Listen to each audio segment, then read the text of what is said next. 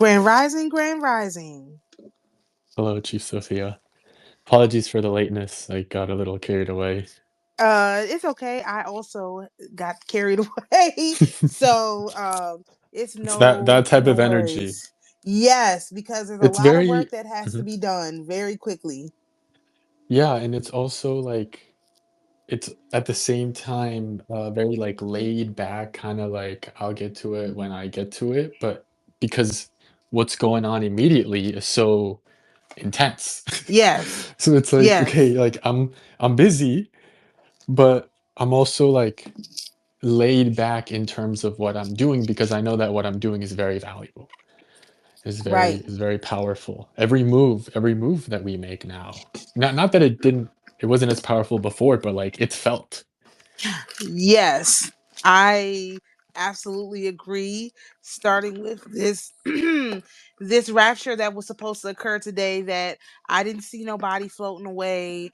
I didn't see any pillars of salt. The My Protestant mind floated away. I got really high.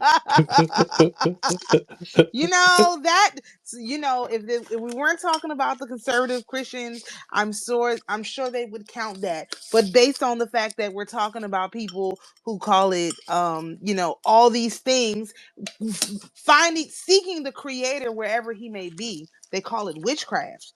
um I'm guessing that that's not going to go over well for them. So these people got a problem with their Christianity. It's going to be a huge problem. This is not going to go away just because the event has come and gone, or didn't come and go. I don't know.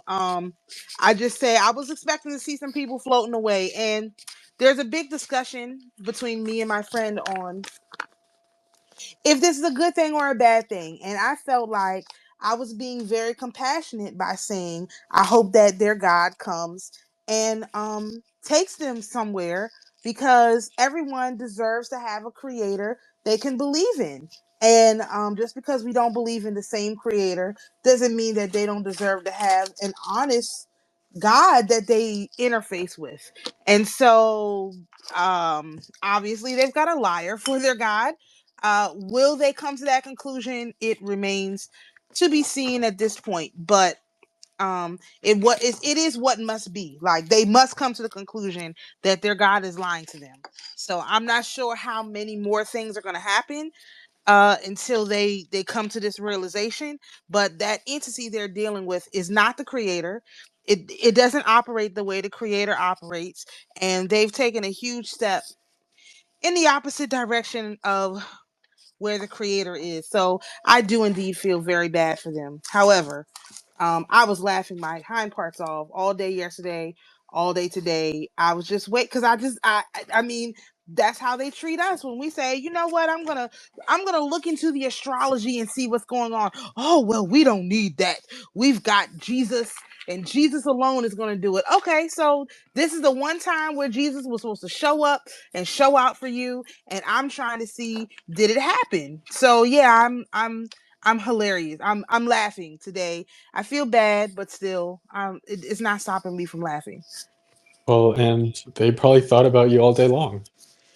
I mean, I was They like, thought of their savior. They thought of their savior all day long. yeah, they thought that. I mean, these people Because the thing sold is, their stuff. It's they're crazy, looking for the stereotypical Jesus man right? coming down from heaven or whatever the rapture is supposed to be, when in reality is, yo, get your priorities in order.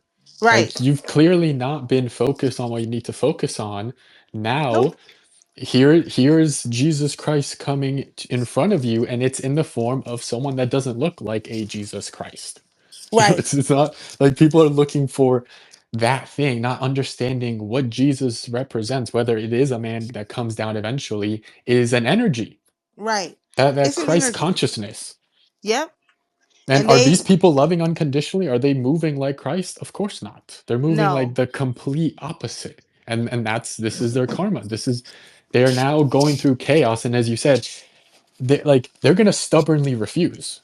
Right. And it's not just the Christians, it's literally everyone. Everyone cannot stomach the idea that they have lived their life in what they would see as wrong. Yep. They cannot. that cannot be the conclusion. I'm going to try as hard as I can to negate that conclusion and just like stick my head in the sand. But now the sand is burning up because it's turning to hell. So all these people feeling Right. chaos, they don't know where to go.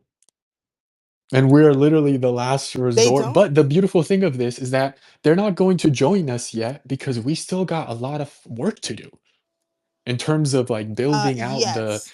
the infrastructure. Um, so it's good that they're Yeah. not And I coming that's what here this waiting, be like, hey, like. can we just be an annoyance? They would just be an annoyance. They would be noise. Right now, it's That's about true. That's the true. performers, the people that can perform, and that's a few. Very few, and we have to understand how this multiverse works. So I feel like up to this point, as I've been describing all of these things and talking about these very complicated spiritual practices, I haven't really got to the heart of this multiverse concept. So as I'm working on this whole my enchanting process, it's not, I wouldn't say forcing, but it's allowing me to take a step back from my own research and kind of see, like, when I give people this document that has this very highly technical information, how are they going to interpret it, for one, and for two, how are they going to pass this information down to their family? Like, how is this information going to be passed along? And so I started digging back into um thanks to Captain, I started digging back into my tables of correspondences. Not, these aren't from the Sefer Yetzirah, but they're taken from that. This is from the Magic Textbook. And so I had pulled all of these scales of numbers previously, and I knew that they were important, but I still didn't know where they went in my worldview and my cosmology. And so I just been holding them until such time came that it made sense. So as I was just trying to, like, again, just put together this information in a way that made sense, there were so many little, like, inconsistencies, like for example, in the order of the weeks, there's even though there's 4 weeks in one of our astroturography months, 4 9-day weeks, um the color order was not related to 4, but for 5. It was a scale of 5. But in the order of the Zolkin, the Zolkin colors, which is based on 4 colors, not 5, the order is different. So it's the same colors, but it's in a different order. And so I'm trying to square the circle on why these things are different. And then I realize, oh, they have to deal with different things. Like, they're not all discussing the same thing. So this is what brought me to this whole concept of the multiverse spirit realm, because people are speaking multiple languages at a time. They have no idea, most people, of what they're talking about, and they can't because they can't put it into a larger picture. So we're going to make this very simple. We're going to start with 1. Now, the scale of unity is basically, and these are all, before I even say that, all of these different scales are how many consecutive versions of the creator you can hold in your mind at one time. So people who are, so quote unquote, 3-dimensional, that means they can hold 3 separate images of the creator in their mind at one time. Now, mind you, over here on my channel, people have been researching this stuff with me. We can do 13. So that's the 13th dimension. That's how many, and that's only because I don't even know what goes on the 14th and 15th yet. Like, I don't have words for it. So that's the only reason why it's not more. But right now, well, I mean, I know what, like, the 72nd dimension, because that will be the 72 angels, but it's got to correlate with other stuff. So as we move through these various dimensions, we will be able to hold all of these multiple versions of yourself. The reason why this matters is because when, like, the reading that I'm putting together surrounding this, my enchanting, it literally is you seeing yourself in all these different dimensions. When you have a dream, you can determine, or a vision, or an idea, or whatever, you can determine which realm that came from so that you can figure out how to move within the idea that you have. So let me start with the scale of unity.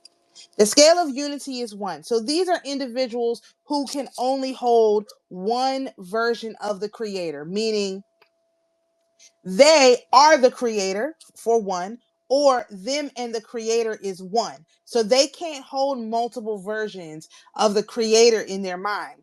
So the only thing that these people can do is basically call on God, whatever they call God, and then they can build themselves. That's it. They can't really do too much else.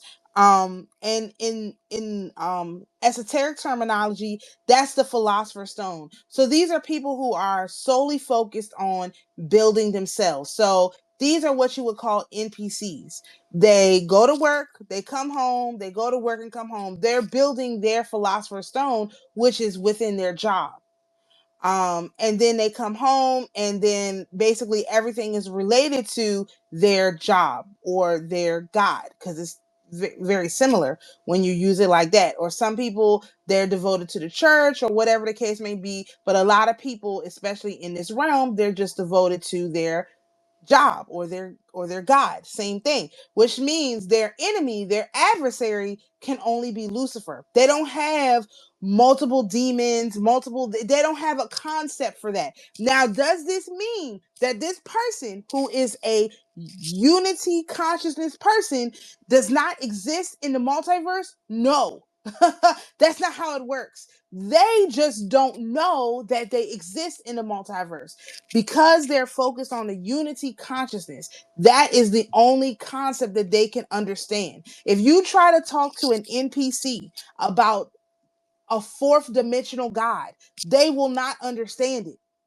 They will not know what you're talking about. So you got to bring it back down to their one dimensional God. Now, the reason why people like us would want to know about this is because you can tell immediately what kind of person you're dealing with. And then you can make them feel comfortable so that you can be the bridge between whatever scale they're at, whatever dimension they're at, and the next dimension, because you can't skip dimensions either. Like, this is where, like, this is why the whole spiritual community has to be eviscerated.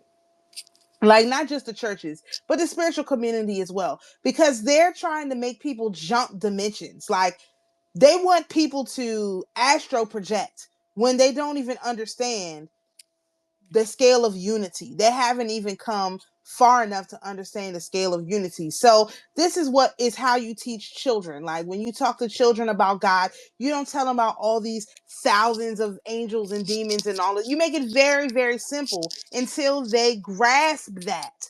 And then once they grasp that, then you can slowly introduce the other dimensions to them. But you don't want to, for anybody, like, for anybody, you don't want to skip dimensions. You want to go in order. And again, the better you know this stuff, the better you can help be the bridge for the person to go from wherever they are to where they're going. So let's talk about the scale of duality.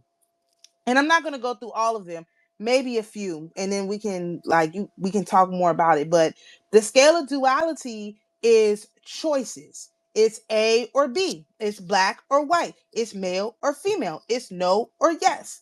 It's very um cut and dry. Like, you have this choice or you have that choice. So this would be people who can understand um God, right? And Jesus, and that's it. They're not getting past two. They're just God, there's God, and then there's Jesus. And that's all they understand. So they're like, that's as far as their development spiritually has gone. So for an example of this is, if you know a person who is like this, they have God and they have Jesus, and that's all. And some of these people think not, some of these people think that God and Jesus are the same. So then they go back down to unity consciousness. So you deal with them on basic stuff like things that only involve them building themselves up. Okay. But if they can say they know that God the Father is one entity and Jesus, God the Son, is a separate entity, okay, you're dealing with people who are in duality. And so, how would you deal with that? So, this is an example of this that we just noticed today. So, if it's a male energy, right?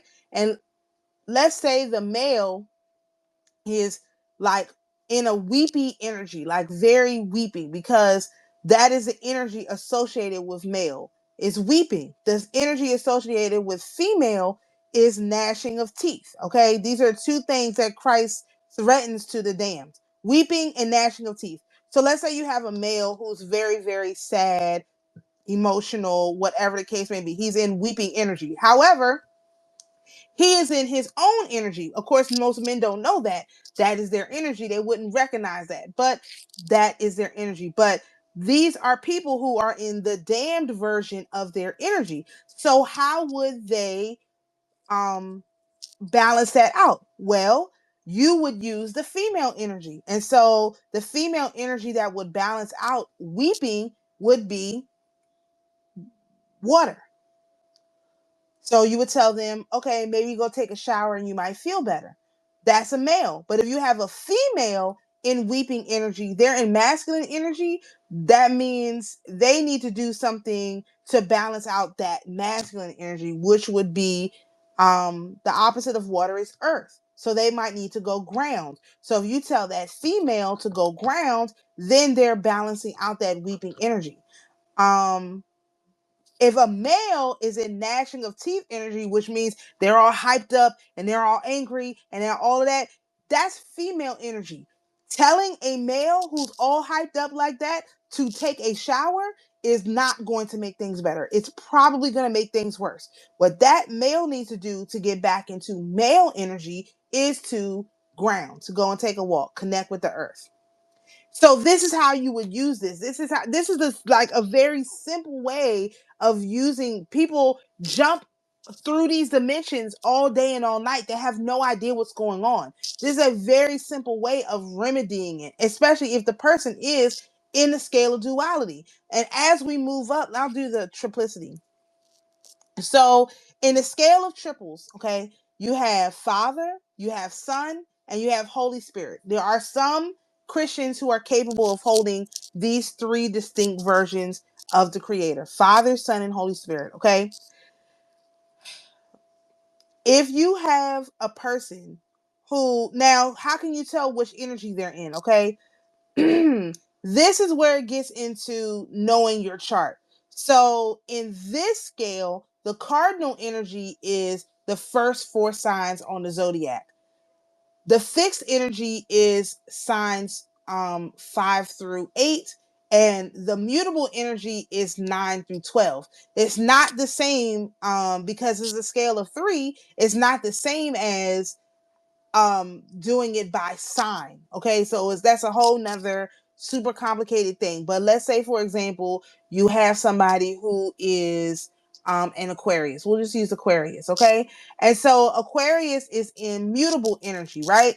And the how would they, the issue that or the energy that belongs to the mutable energy, which is the sun of God, in the lesser world, is the breast. Where the heart is, it's the seat of light, and it's the answering to the celestial world. Okay, so let's say this person who answers to the celestial world, they used to call, in the Bible, they talk about it in terms of like beating their breast. So they're really emotional, like their heart hurts, right? Because 9 times out of 10 somebody broke their heart, right? Because that would be mutable energy. Someone broke their heart, they did something they didn't like. Now, how would you get this person to handle this energy? Well, they would need to go to the next level up. Okay, so the next level up from the sun is the Holy Spirit. Now, the Holy Spirit is related to the belly, where the faculty of creation is, and it answers to the elemental world. So, this person would probably feel better if they got something to eat. They filled their belly. That's why a good meal solves a lot of problems for people, because they can hold these three different versions of the creator, and a lot of people automatically put themselves in the position of the son, which is fine, whatever. But those people who put themselves in the position of the son need food in order to rectify their broken heart. So this is why we take the Eucharist in the church. It's like that's the communion. The communion is filling the belly to heal the heart, right? But if you have people who are in the spirit of the holy energy, the energy of the Holy Spirit, so for example, they have like gut issues. Like there's a lot of people with gut issues. They may need to go to the next one up, which would be the head. And so the head is related to the father, and it's cardinal energy. So Aries, Taurus, Gemini, and Cancer. And the head is where intellect grows, answering to the intellectual world. So a person who is having stomach problems, you need to engage their head in order to, because it's a circle, right? You need to engage their head so that they can think about where the problem may have come from. 9 times out of 10, it could have been something they ate. It could be this, it could be that. But by engaging them in the intellectual world, that will help to rectify their stomach issues. Now, of course, again, this is only somebody who has these understandings of, like, this is where their version of the creator that they identify with. So another aspect of this, I'm going to skip 4 and go to 7, because this is the one that I use the most, and I also talk about the most because it's really the easiest. So the scale of 7 is the days of the standard week. Okay, so we have in our calendar, regular calendar, it's 7 days in a week. So based on what day you're born on, is indicative of what your everyday life is like. It's kind of like the rising sign of the scales, so to speak. Like it's literally like you are like this person. So, for example, if you're a person who was born on Tuesday, you have a lot of stomach issues. You always do. Every person I have met that is born on a Tuesday has these weird stomach issues that they don't understand. Now, there's a lot of information on these things. So, but to diagnose that problem of having the stomach issues, I kept wondering, why is it? Why is it that Tuesday people have stomach issues? So, the goddess that's associated with Tuesday, which is related to Mars, the planet, is Dali. Dali is a hunting goddess from the Georgian, like Georgia, the country pantheon. And her counterpart, her male counterpart, is actually St. George. And if you know anything about St. George, the antagonist in the story of St. George is the dragon. So, if you think about the iconography of St. George and the dragon, St. George is always standing on the dragon's stomach with a sword through it, like all the time. And so when Tuesday people have stomach issues, they have gone into the energy of the dragon. And so therefore, St. George is on their hind parts, because that have to be addressed. And people who, like, this is what I mean by, not, these are people who don't know anything about any of this, that are born on Tuesday, still have this problem. So just because they don't know that these different realms exist does not stop the problem from occurring at all, whatsoever. Like, it doesn't do it. That's not how it works. You still have the problems from the other realms, even if you only recognize yourself in one realm. So the solution to that, if you are a person who's born on Tuesday, is you need to spend more time grounding. And that's whatever it means to you, probably based on your sign. Earth signs would ground literally with the earth. Water signs would ground with the water. Air signs would ground, flying or swinging or something like that, and firesides would ground with incense or whatever the case may be. Like it's that simple. It's not complicated. And it's, again, that's not going to solve the problem entirely, because but it's going to bring it back into the realm of unity consciousness. So like what I'm doing with somebody right now is a person. I was like, she's describing all these stomach issues you got. And I was like, oh, you were born on Tuesday. She was like, well, how'd you know that? I'm like, it's okay, don't worry about it. I said, well, what are you eating? Like, how's your eating habits? And so we go through the whole eating thing with her. And I'm like, okay, this is what you need to do. You need to eat kimchi every day. She's like, I don't like kimchi, this and that. I said, okay, I'm going to bring some other kinds of kimchi in here, not the regular cabbage one, and we'll see if you like those. So I bought some other kinds of kimchi in. She likes them. I said, okay, I'm going to do this with you every morning. Every day we're here at work, we're gonna have this kimchi, and we'll see if it helps you feel better. We did this for one day. She already said, oh my gosh, I'm starting to feel better.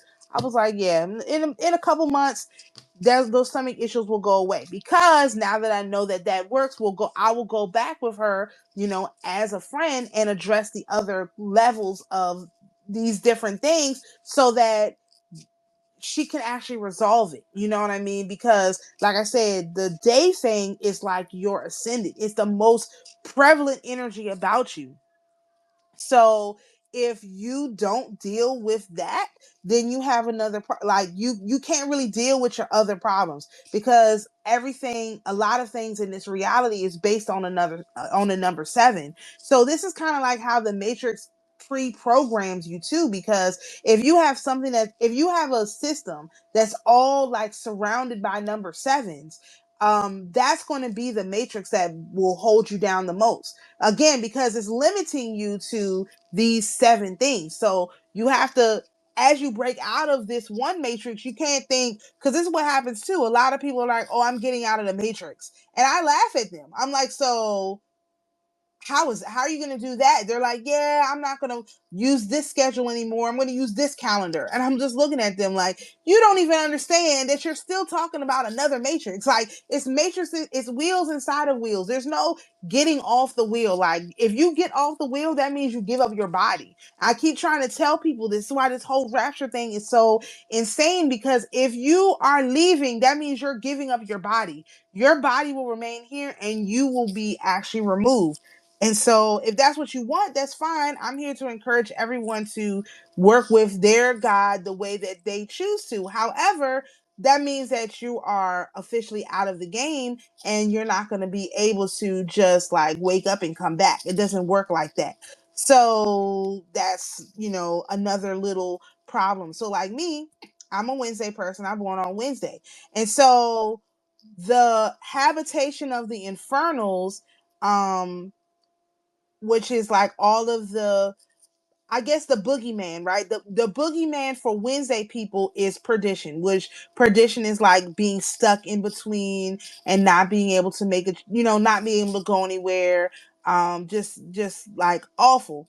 I think they call it something else too.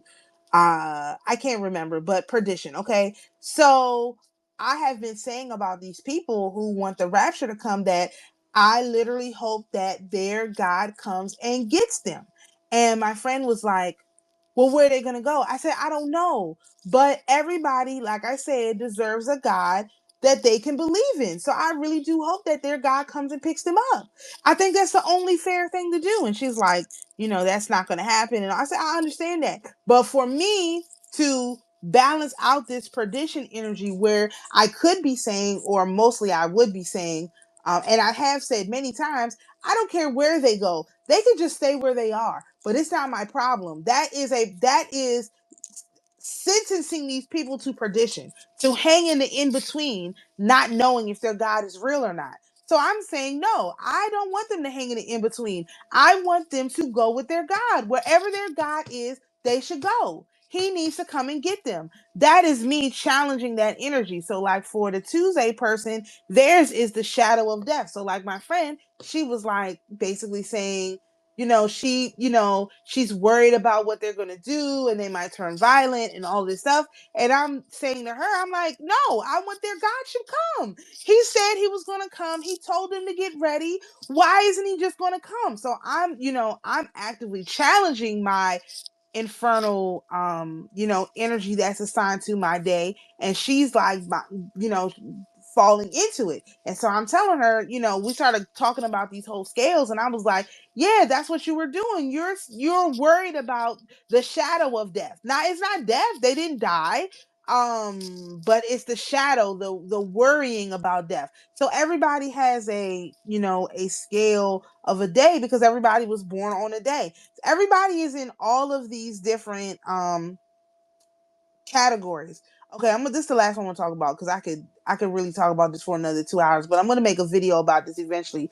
So I discussed on here that we have a 9-day schedule, the market schedule. Okay, and so I was trying to find out what that 9-day schedule was affiliated with. So the scale of 9 is the market days and the days of the astrotarography week. So if you've seen any of my astrotarography readings, when you get a reading for a year, it's 10 spaces, that's over, or 10 months technically, but each month, like, it's really a Sephiroth, but each month is related to 36 days.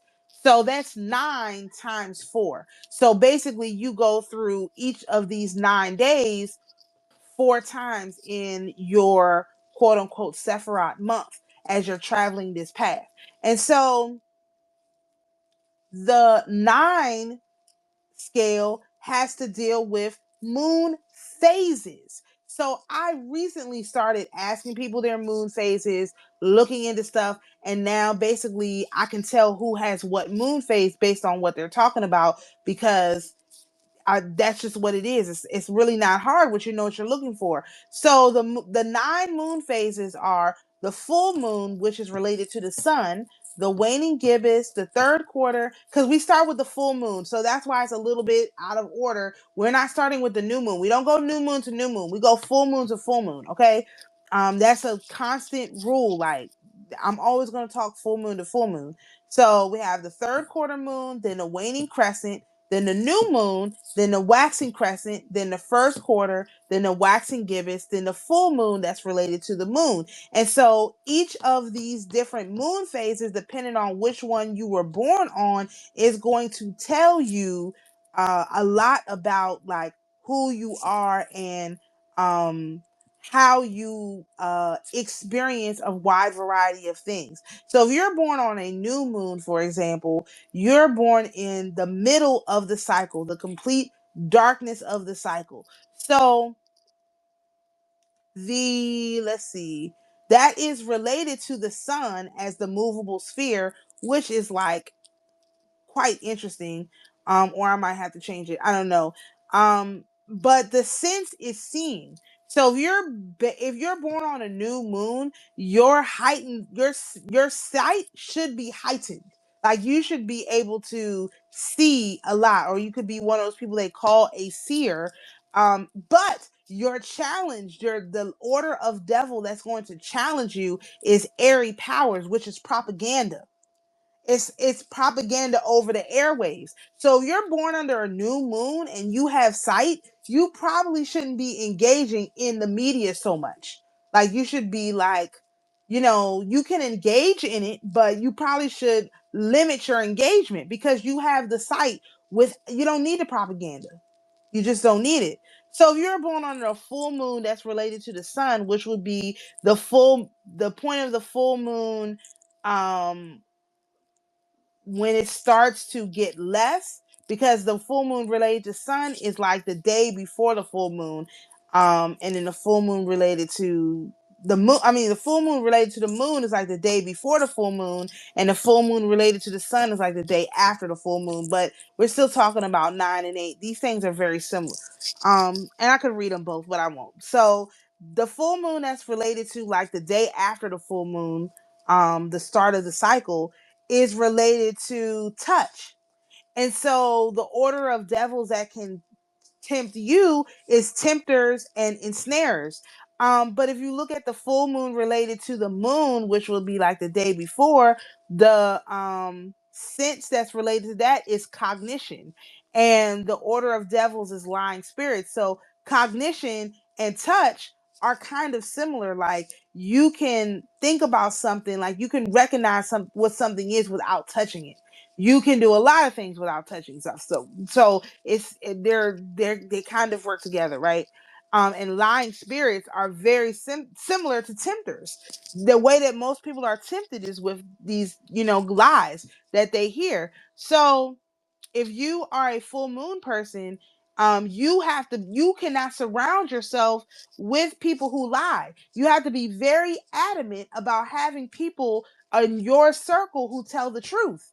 You can't, because these are the people who are going to take you off your path every single time. So like if I talk to somebody who I know was born to a close to a full moon, oh, matter of fact, I know somebody born very close to a full moon, under a full moon, I do believe, and she has a problem with people lying to her. And like I I feel like I tell this story like 1,000 times, but I told her somebody in her spirit team was lying to her. And she said to me, "No, they're not lying, this and that." I said, "No, no, no, somebody is lying to her." So really, I didn't have all of this when I told her this like over a year ago. I didn't have all of this like thought out like this. And now I'm finding, no, I'm correct. Somebody is lying to her because she won't deal with whatever it is that she needs to deal with. These orders of devils are harassing her. Now, because she's the type of person who is a spiritual person and can hold all these multiple versions of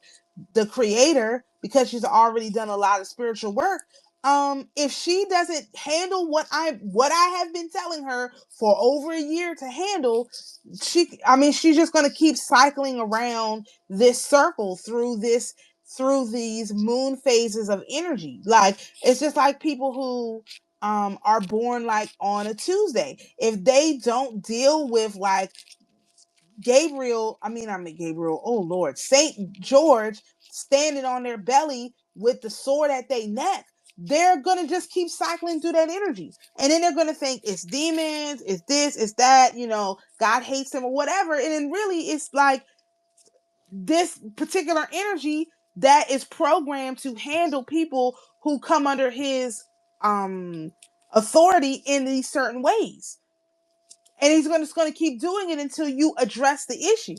And some, of course, is going to bring up, like me, I'm always telling people, hey, what day were you born on? You got stomach issues? I'm always telling people, hey, pick up some kimchi, pick up this, pick up that, so that you can try to, solve that little problem you got there. And a lot of times these people will ignore it. They won't take it seriously. They think, oh, she's a witch, she's this, is that. It's like, no, I can hold at least 13 versions of the creator in my mind at one time. Like you on one, like I'm just trying to help you out. And I'm not telling them to jump from 1 to 7.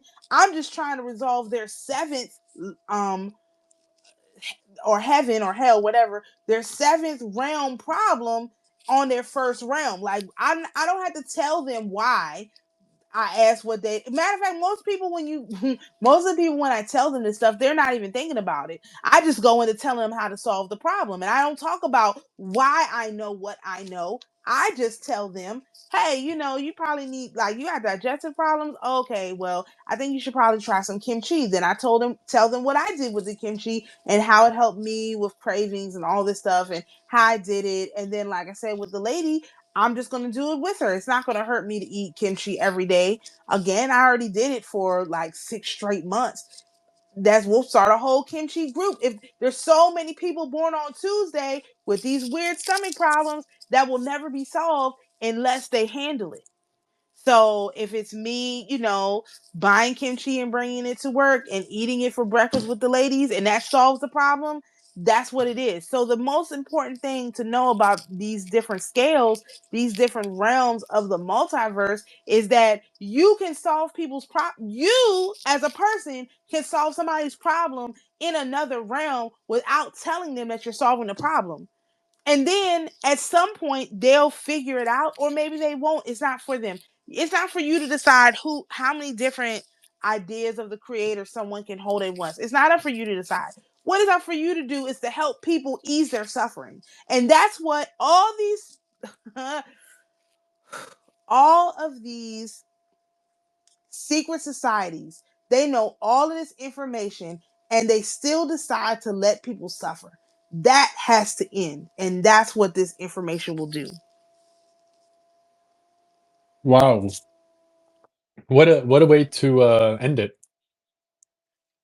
I know. For drama's sake. For drama's sake. Wow, amazing. Yeah, this is I'd love to observe how you research because like you are really you're really a witch and a wizard. It's actually It is definitely insane. the enchanting as you call it. Yeah, it's the enchanting. It's just I'm a Wednesday person. I'm a Virgo person. Yeah, I'm a Like Tuesday person, so I everything you said um the stomach when I was issues, young yeah, like you I mean does the stomach issues were horrible. There was periods when I was young where every single day my stomach would hurt. And if I didn't eat, yeah, like after an hour, it would start hurting again. It wasn't until later that in college I got really into kimchi, which is hilarious that you brought it up. I was really big into kimchi because I knew see, that there was the let gut. me. Now I didn't obviously know the stomach Yeah, thing was the gut, but it was just like the gut was became very important for me. Um, I that's hated crazy. kimchi. It was the nastiest smelling. Like whenever I would Yeah, open it, oh, it would reek. And so it took yeah, me a few months of like forcing myself to eat it to then got used to it. Then I got my parents hooked. I was really big into kombucha as well. Kombucha is good for yeah, the gut. And then yeah. I ground myself literally basically every day, 30 minutes at least, 30 minutes a day.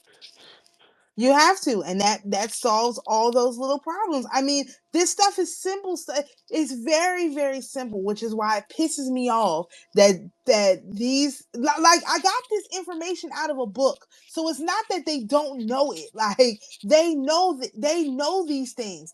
They just refuse to put it into they want people to come and worship them. So instead of just telling the people, hey, this is how you solve this problem without getting into the whole reason why, they just let people suffer.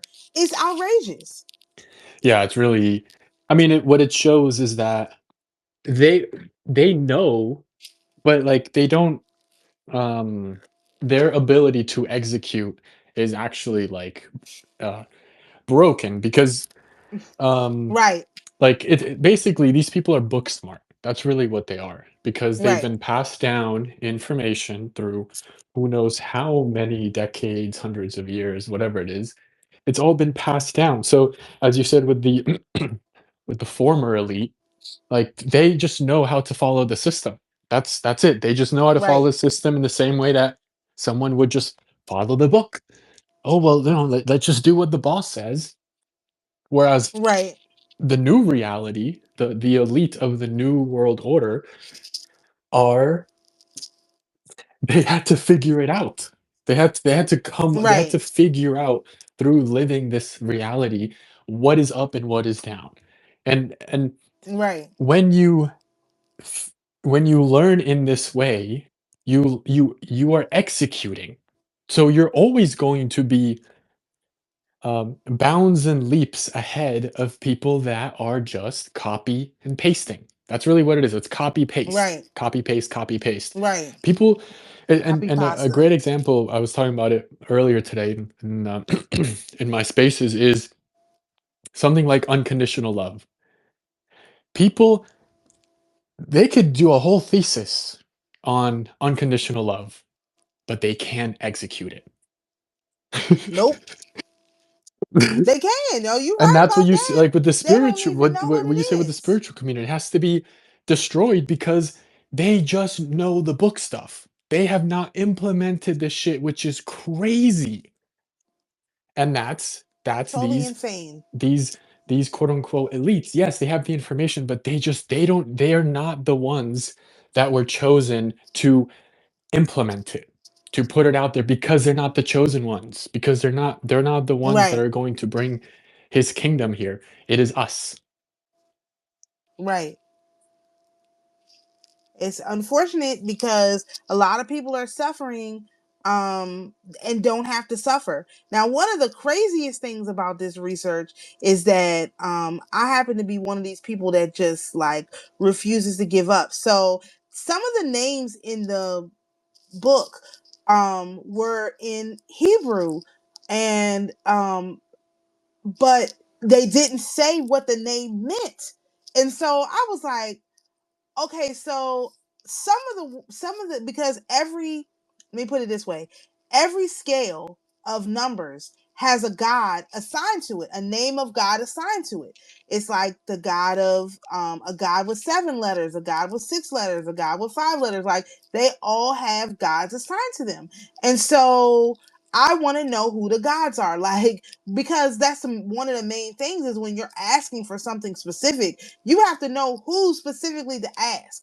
And so while most, if you're in the unity consciousness, you just ask God, and God will answer because that's your capacity. But for someone like me who is capable, has the capacity of um interacting with God in these multiple different realms, I can't do that. If I just say, "Oh my goodness, God help me," they're gonna be like, "Which one?" Like they yelling, "Who are you talking to?" Like it's good to have your guardian angel and these other ones that you can call on for sure because they will help you navigate. But for me, because I'm a Wednesday person and a Mercury person in general, they will not give me the answer. They will only point me in the direction and still make me go and get my own answer, which probably has to do with Saturn in the first house. But it's annoying because it's like, okay, but I just want the problem to be solved. Why won't y'all just tell me how to solve this problem? Other people, they give them dreams, they give them easy stuff. No, mine is, yeah, go and pull this mystic textbook that you like took screenshots from 3 years ago and recreate all of the scales. Like what in the world? Like, could you have given me the answer a Mystic little bit simpler? Richmond only? It's called a mystic Is it by textbook. Richmond only? So I that's think so. cardology. That's It's old. cardology.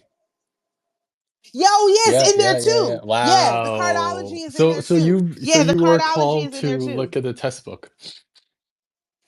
Yeah, long time, like 3 years ago, Wow. not like in the last, no, three. That's why I said I'm gonna get to the cardology, but I gotta get to this first Mm. because I started looking at this. I never got to it. I got all the cardology information in my phone. I just haven't looked at it again, which I'm gonna get to. Like I haven't So forgotten about it, but I was why like, I did had this to get book this come done up? first. This is you're using this for what you're doing now?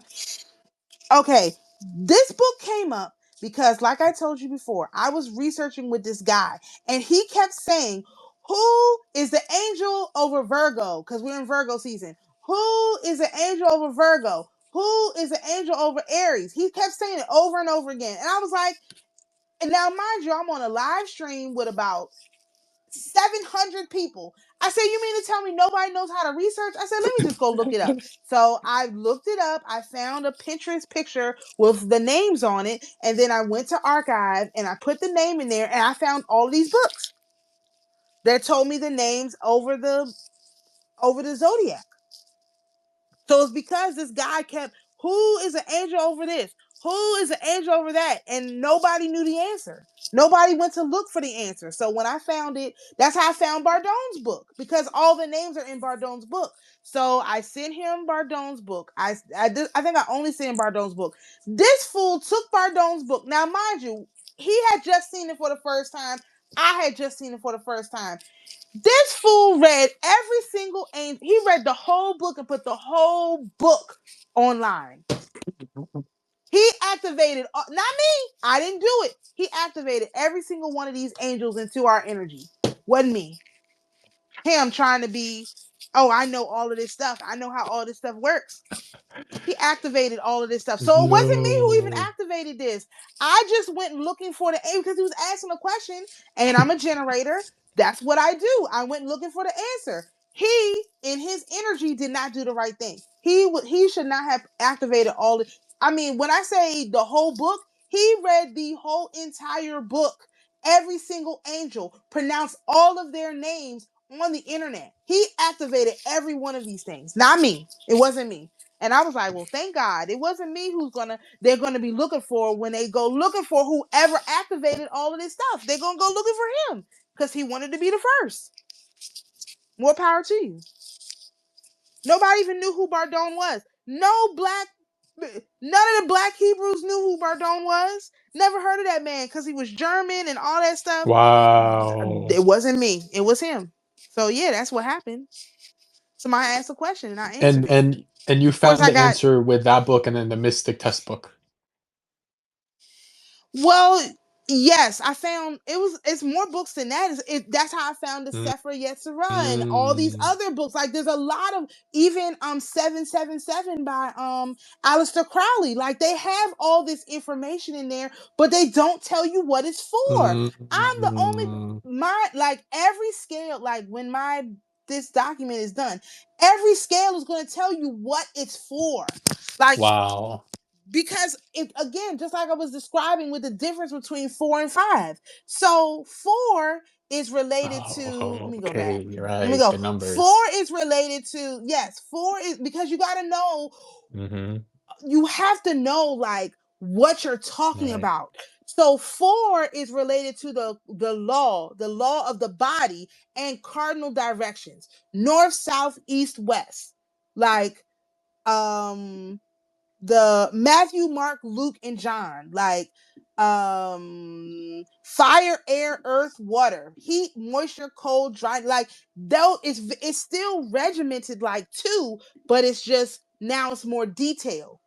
So in a scale of 2, they were just talking about yes and no. Now you have, you know, maybe, okay, yes, no, like you have more flavors to it. So when you're trying like when you're trying to figure out like what you're looking at, like especially when it comes to magical books, you need to know what realm they're talking about. So if you're trying to figure out what direction to take, like north, south, east, west, like literally what physical direction to take in the physical world, you need to look at the scale of 4. So let's say you have a dream, right? And in the dream, you see a man in a dream and you have a conversation with a man. Well, man is related to the north. So that means you need to physically go to the north. If you have a dream and there's a lion in there, the lion is related to the east. That means you need to go towards the east. Let's say you wake up and you hear scripture, Matthew 6:2. Well, Matthew is related to the north. That means that's telling you to relocate your physical body because the 4-letter name of God is Yod-Heh-Vav-Heh, which is a physical body. Like when you stand it up, it is the literal physical body. So that's how you know where to move your literal physical body. That is the scale of 4 is in the physical realm. Now the scale of 5 is different. The scale of 5 has to deal with the weekly themes. So for example, this goes for any month, but for example, if the month has 4 weeks in it, 1, 2, 3, 4, or 5, really most weeks, most months in our calendar are going to have 4 weeks and some change. The and some change makes it 5 weeks. So that's, you're talking about a scale of 5. So 5 is related to red. Red is the first week, white is the second week, blue is the third week, yellow is the fourth week, and the fifth week is green.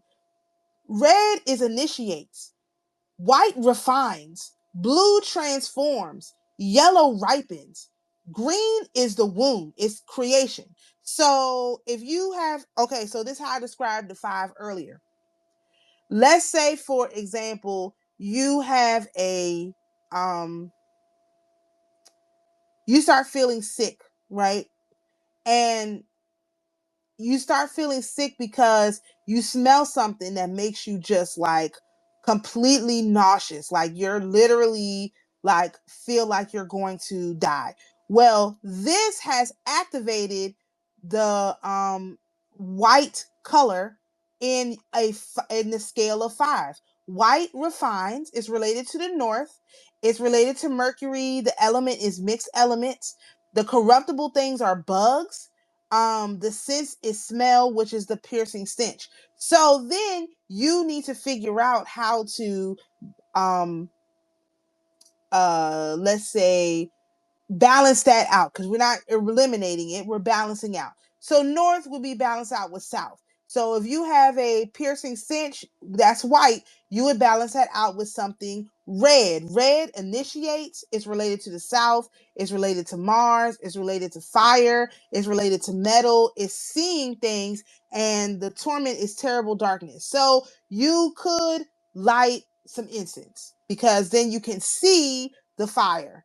Or you can lay in darkness, so that you're fighting stench with darkness. You know what I mean? Like, we can be creative, like, when making suggestions on how people deal with things. But first, if you know it's a piercing stench, it's related to the scale of 5.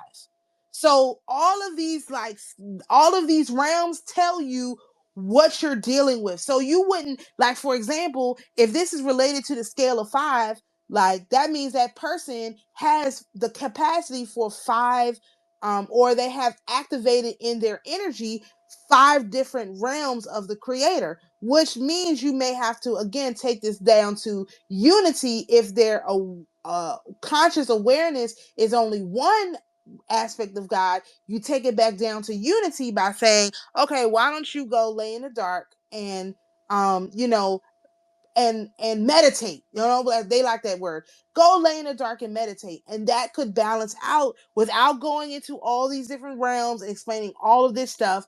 That could balance out their energy enough to tell them. So that way you could say, okay, whenever you smell this terrible, this smell that you keep smelling, just go lay down in the darkness, cover your eyes with a warm rag, and meditate, listen to some music, so whatever music, gospel or whatever, whatever will make them, like, refocus their energy down to the unity consciousness. Wow. I know This this is and this and is it's crazy. funny because this is numerology. This is cardology. I mean, no wonder you Yeah, brought up the Mystic Test Book, because it it gives the numbers so much depth that, we're out here talking yes, about the godfather of numerology, Gary the numbers guy, and you're out here just blowing it away. Like yeah, you're you're all these numerology people don't know nothing, because if you, first of all, you got to know what scale this yeah, is why they don't know. You right. got to know what scale, what realm are you in. Like, they don't want to touch this, because this means Mm. you're, in order to be a master of this, you have to be able to put yourself in every realm. You have to find it in yourself. Where in yourself is this realm? This is extremely difficult. This is high level sorcery. Like, you're not no small sorcerer if you can do that. Like, it's serious. So you And it's said in very order to dangerous. master this, right? This as what you're putting out, you have to master every realm, right? You said that? Yeah, you have to find it in yourself, not master it on the outside. You have to be able to see yourself in every Right. realm. Meaning you have to have personally experienced every realm. What you can do, but do you remember what it was like? Were you taking notes? This is why a person like me, I have lots of notes. I have, like, what is that recall? Like, Oh, I can yeah, like remember perfect everything. perfect Yeah, telegraphic? I No, can remember telepath. everything. Yeah, it's Memory something, something, whatever that snapshot word is. memory, yeah, something where you're able to like see. Visual. Yes, I can see it. Like, if it's Wow. something that I've done, I can physically see it. Mm. That's why when I'm talking to people and I can just I okay, so this is another thing. I talk about this, but people find it to be weird, so I try not to talk about it. But I have, like, a filing system. So when somebody gives me information, I write it on a card in my mind and I file it away. And so when I'm talking to the person again, I pull up their file and I'm talking to them about whatever it is that's in their file. And so if they talk about something different, I can go into the file and pull out, like, the related information, which is why I can basically talk about anything, because I remember just about everything I've ever Photographic. photographic memory. Yes, There that we was go.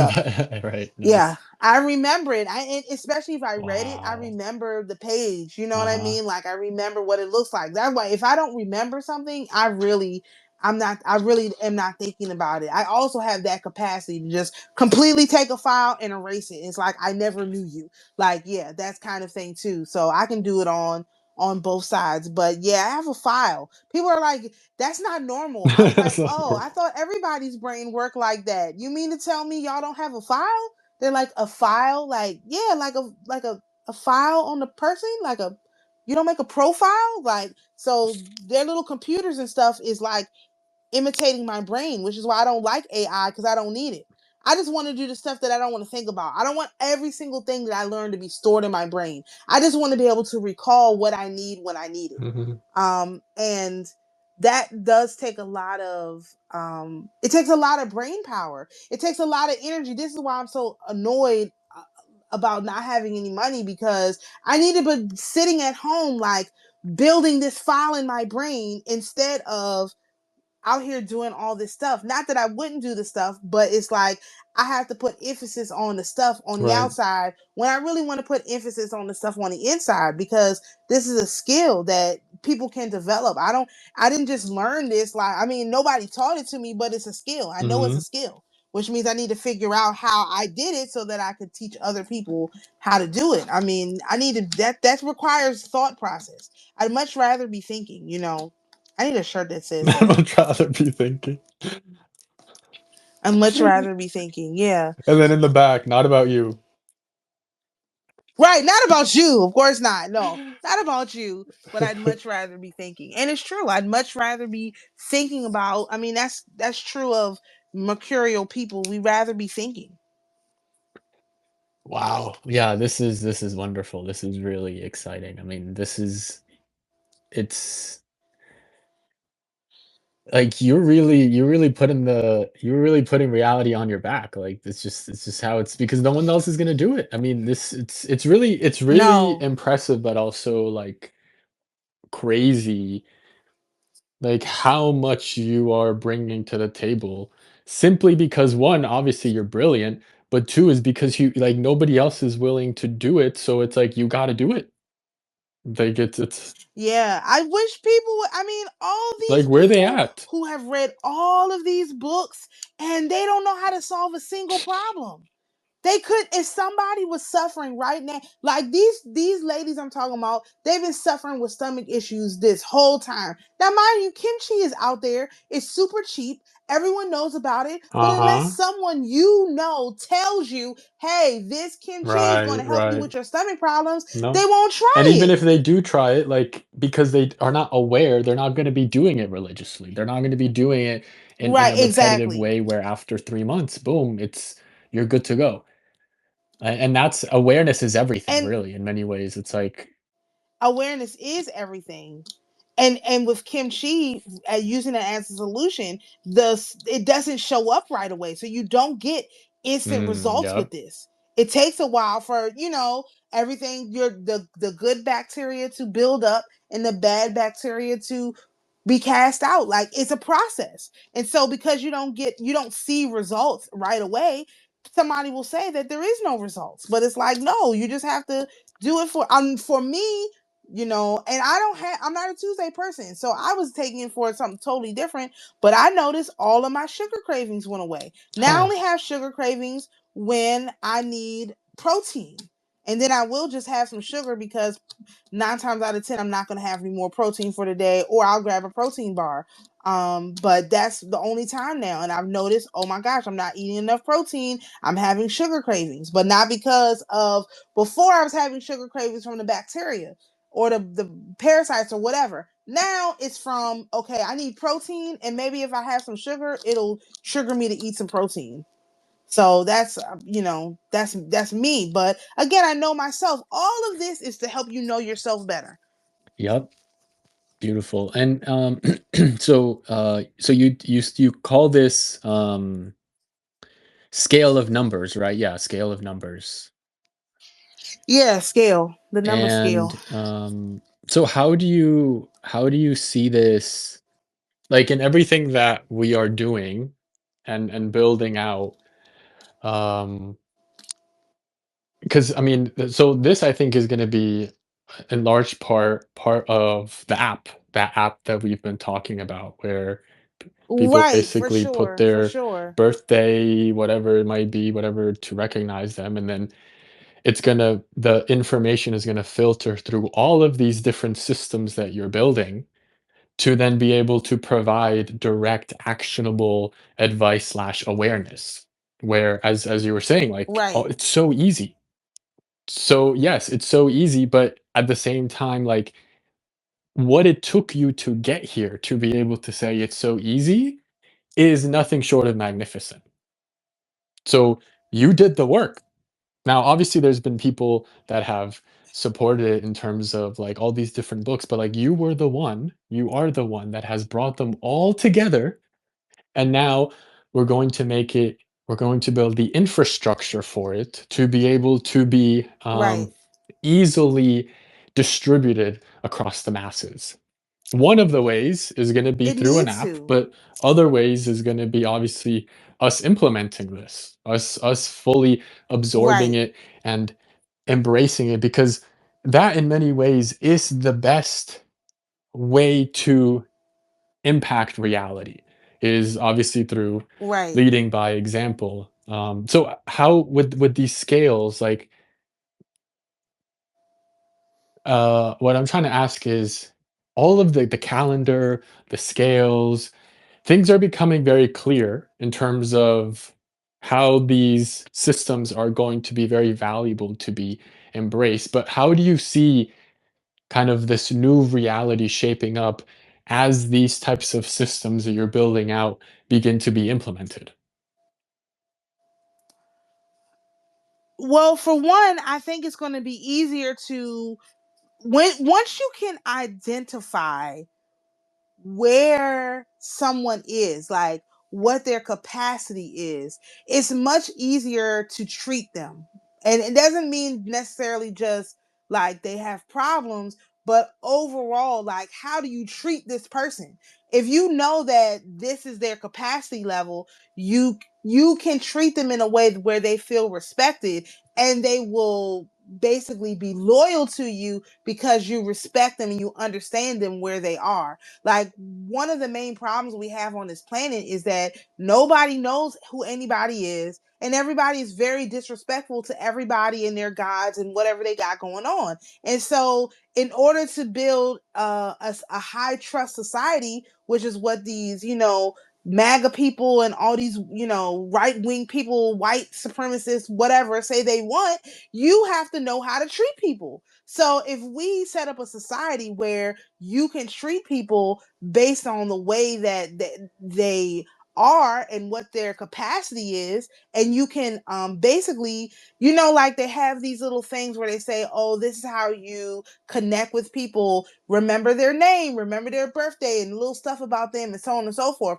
Well, if I know that you're born under a new moon, you know, when if I know that you're born under a new moon, I'm gonna be asking you, hey, what do you see out there?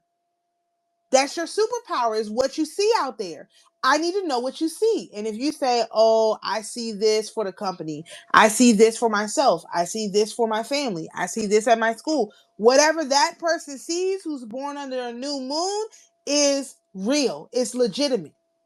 So that's what I would be asking that person. Like, or if you're born on a Thursday, Thursday is related to the gates of death, like the actual physical gates that you can actually touch. So I would ask a Thursday person, the gates of death, like, where do they think this is headed? Because if it's headed towards success, they'll tell you. But if it's headed towards failure, they'll tell you that too. They'll be very clear about if we're headed towards the gates of death, or if we're headed in the opposite direction, because that's what they have access to. So when you're able to respect people in this very deep and meaningful way. Like you're always going to this person and asking them, hey, what do you think is going on out there? And they can tell you. But also Jupiter is like the king, so or Thursday is related to Jupiter, which is the king, also related to Kali in this in the way that I have it. So yeah. Or for example, a Thursday person, the stone that activates them is a sapphire. So maybe you've got a person born on Thursday on your staff and you want to get them a very meaningful birthday gift. Well, you give them a sapphire. They don't know that that's what's going to activate this level for them with you. So now you have given them a very powerful amulet that will always be receptive to your energy because you programmed it with your energy. Like, I want this person to always be able to direct me away from the gates of death.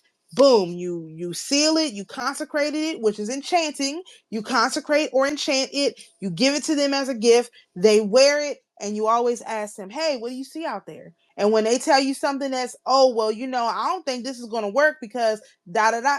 Hey, this person said it's not going to work. Find another way to go. And that's what you do. Or this person says, oh, I got a bad feeling about you going this way, that way, whatever the case may be. It's time for bed. Come. You actually would listen to them if they, okay, if they say, do this, do that, whatever the case may be, I have a bad feeling about this investment, whatever it is, hey, that is your personal gates of death person. For sure, I'm going to listen to what they have to say. And 9 times out of 10, they'll be right. And you'll be able to boost their confidence, boost their internal self, so that they know, hey, whenever I tell somebody something is going to fail, it does, it's about to, and we can steer it in the right direction. That's going to also raise their self-esteem. If we have in order to have a society, you have to have a society full of people with high self-esteem. And that is very easily done by following, just you having to understand how these different skills work. I mean, imagine teaching this to kids. You have a classroom, the kids are born on all different days. Well, you give everybody a color. You assign them a color code for whatever day that they're born, which is pretty easy to figure out. Instead of using the scale of because the scale of the Olympians, right, which is a scale of 6, that covers the ascent and the descent. So that is, you would use the scale of 6 when you're trying to climb a mountain or when you're trying to get out of trouble. Like, if you've gone too far down and you need to come back up, that's when you use the scale of 6, like to change course. You wouldn't use that for like just general, like, again, the standard days of the week. You wouldn't put those things, they go together obviously, but they're not the same. Something that's easy is obviously the standard days of the week. You would use that for, hey, directing kids to be, and since it's on the scale of 7 is a pretty high number. That's also that's laying the foundation for that energy within them. So when they do come to this scale of 7 reality and they can process 7 different versions of the creator, they remember, like, hey, our teacher put us in groups based on our day of the week, and we do always have us in groups of Sunday, Monday, Tuesday, Wednesday in one group, Thursday, Friday, and Saturday in another group. Can you imagine how many problems you have at schools right now by putting a Sunday person with a Thursday person in a group? Say is reverence, rest, church, like all the energy that goes along with Sunday. Thursday is the start of the weekend. Thursday, people are ready to, it's time to be, oh my gosh, that's what's happening in my own house. Holy smokes. Lord, you put Sunday people with Thursday people, they don't go together. Sunday, Monday, Tuesday, Wednesday goes together just fine.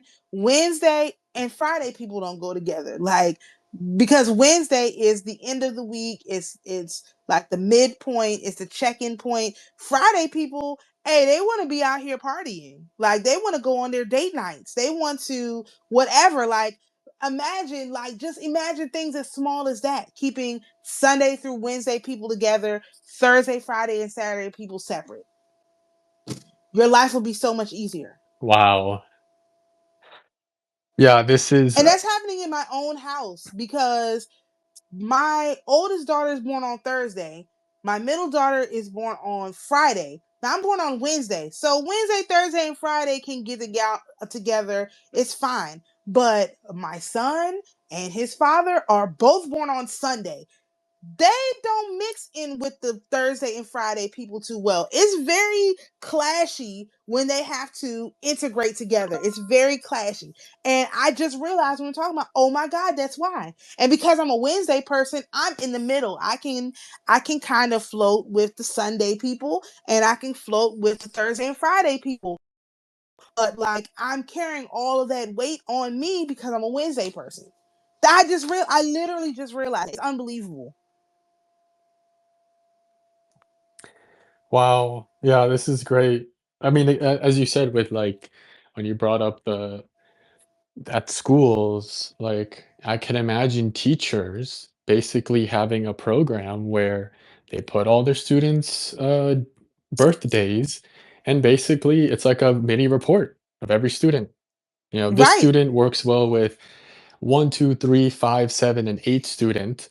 Um, I mean, it's yeah, it This becomes is the yeah, it future becomes of so this. much easier because now everything starts to flow, everything starts to make sense, everything Right. starts to be understood, and um, I mean, this is so. I mean, it's obviously I know why like we began to work together, but like this is very important for the functioning of the empire in terms of the personnel. Like it's every Right. individual in both the inner functionings of the empire itself, as well as like recruits, management, responsibilities.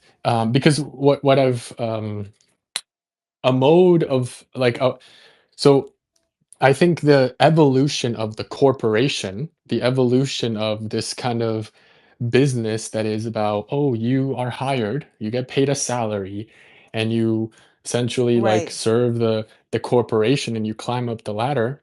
Um, I think the evolution is what I call the hyperstructure, where it's really more of a decentralized group of people that put in value when it is needed. Like everyone's supporting the the source, everyone's Right. supporting like the structure itself, and everyone gets basically paid energetically based on their work. Now Right. currently, because people are so in the physical, they don't see that. They don't like, for them it's, well, I got No. to get paid money. If I'm not getting paid money, I'm not going to contribute to the hyperstructure. But where we're headed, and I think understanding, as you're doing, understanding every part of every person that is part of the hyperstructure, you know how to put the right people together, support them on the specific objectives that they might be getting involved in, and that allows the flow to happen, and then that's where the energy starts to show up. Like, and yeah, partly obviously they might Right. get paid in cash or money or this or that, but it's like the energy is really the payment. That's really the currency. Right. Right. Because if you Exactly. if you're getting paid Exactly. And then knowing energetically, what people want too. yeah, right, exactly, yeah, yeah. If it's like if money is a big driver of theirs, then they would be more focused on projects that are more with the cash, that are more with the flow of the money. Others that are more, let's say, research or scientific, like they might be in the lab, so they're not going to be really Right. interested in necessarily going to the market or having their little stand in the market. Theirs is just going to look differently. Theirs is going to flow differently. Um, Right. so it's Giving everybody what they need to be successful. Like that's what this does. This literally gives everyone what they need to be successful. Without this, there's I mean, I don't see how um society is going to be able to function when you have to treat individuals like individuals. And as of right now, they're not doing that. They're just literally throwing, like, I had a long conversation with one of my students today, about a bunch of different stuff. And I was just basically saying to him, like, hey, start with what you're good at and just keep doing it. And what I specifically said was, because he was like, well, why don't you start small? Because I was just telling him some of my big picture ideas. And I said, look how old I am. What would I look like with a small vision? Like, that's for young Right, people. Young right. people should have Uh-huh, a yeah. small vision. I'm way too old to No, have a yeah, small right, of vision. That course. is Mhm. that's just not going to work for me. You know Yeah. what I mean? And so letting people, if you're an older person, older people should have bigger Uh-huh. visions. Like, and even understanding that, Mm. like, how do you convince someone who is 30 years older than you to get on board with what your program is, if you can't convince them, hey, your vision is so big, I'm just going to take your vision and integrate it into my vision. That is what will hook them in. And then they'll do whatever you need them to do, because they know that by participating within your realm, that their vision is going to be Right. fulfilled no matter what it is.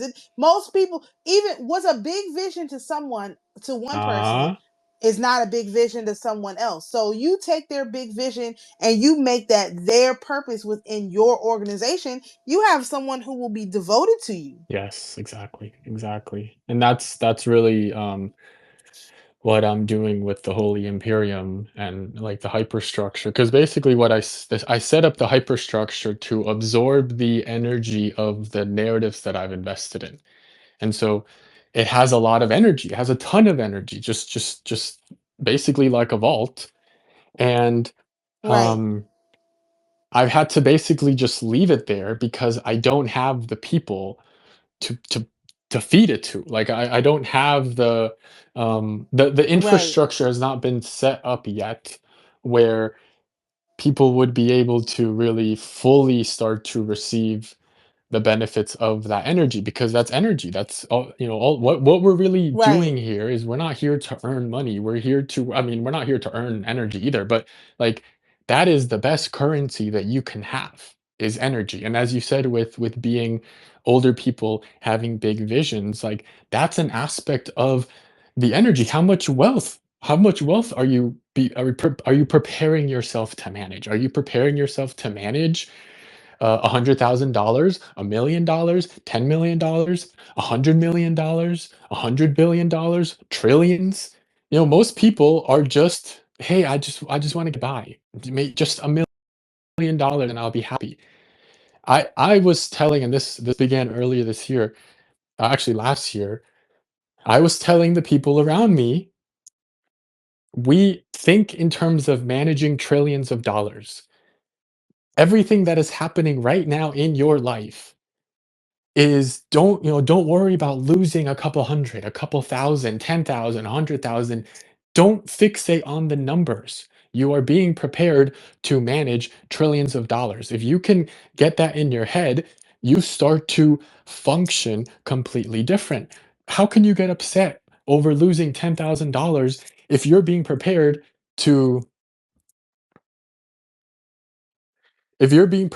to manage trillions? And maybe you had to lose that money to be able to manage patience, or having clarity, or managing your emotions, alchemizing energy, blah, blah, blah, whatever it might be. Um, but I think the point in this, in terms of having big visions, is that a it allows you to have a good structure being built of your potential. And people, right. just their potential is like, I just want to make money and get buy some cool stuff, and like that's it. Well, I also think that a part of the process in entrepreneurship is building resilience. And I said this earlier and I was like, oh, this was for me. Um, in order to be resilient, you have to lose everything and rebuild it from scratch. It's one thing to build it from scratch the first time, But it's a completely different thing to build it from scratch a second time. Because normally when you lose everything, you don't go back down to zero, you go negative. And since most people won't voluntarily go into the negative realm, that process of losing everything and going into the negative realm, into the darkness, and emerging from the darkness like the risen Savior is a process that if you're going to be resilient, you have to have experience with that. Because when Jesus, this is what Jesus did. He said many times, like, if this is not your will, Father, don't let it happen. Like, I'm not trying to do this. Who wants to go through this, what I'm about to go through? But he did it anyway. He died. He was on the cross. They took his body off the cross. They put it in a tomb, and less than 3 days later, the body was gone. So he had already risen, but then his body also was removed alongside of his soul, and so that is literally what this is. It's like this whole regenesis process where the body that you went into the grave with doesn't even exist anymore. The body that you lost everything with doesn't exist anymore. Now you have a new body for the new earth that you have indeed built. And so what we see with a lot of these people, like for example, like an Elon Musk or whatever, um we don't see a true entrepreneur because they never went all the way down to the bottom. But because going all the way down to the bottom is not optional, it's simply not optional.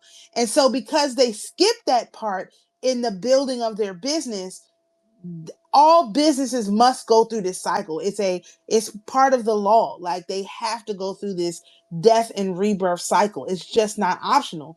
So that I think that we're going to see a lot more of that. And I think for myself, having gone through this process of losing everything and coming back and then losing everything again and then coming back again, it's kind of like, okay, because that's my natural energy being a Virgo, I have to also say, okay, I reject that. Like, I've already done this enough times.